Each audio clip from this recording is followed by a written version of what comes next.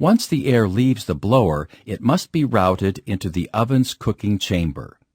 The air is divided into upper and lower channels, which routes it to the areas above and below the jet plates. As you saw in a previous lesson, the jet plates are different from one another. In our Encore oven, the upper jet plate has fairly large holes, each with an extruded rim. The extrusion aids in directing the jet of air as it passes through the opening. By comparison, the bottom jet plate has smaller holes and more of them, with no extrusion. We've been talking about magnetrons since the beginning of this training module, and by now you should know that it's the device that generates microwaves. It's a type of vacuum tube, and the name is a combination of the words magnet and electron. And this should give you a clue as to what's going on. Here's a cutaway view of a magnetron.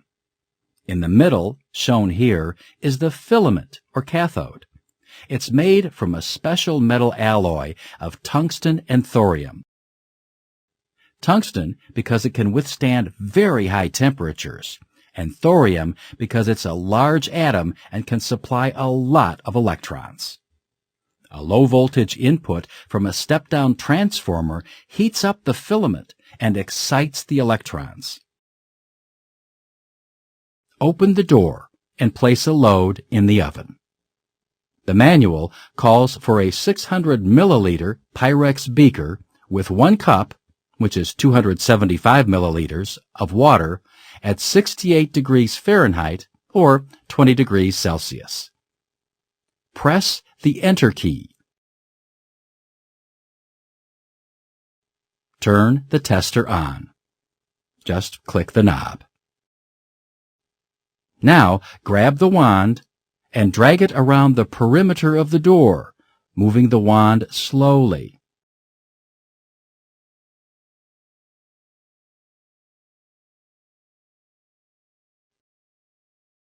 A faulty heating element can also trigger an F2 or an F8 error code. If an element is faulty, the oven won't be able to maintain its temperature. To determine if an element is faulty, first make sure the oven is disconnected from the power supply. Disconnect these wires from the high limit thermostat. Just click on them.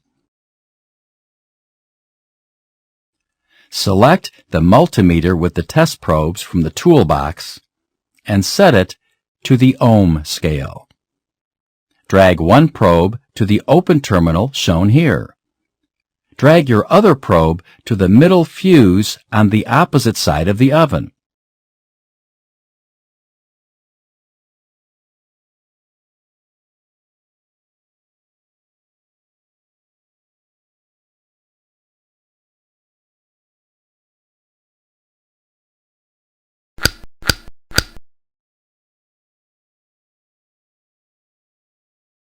This is your top element.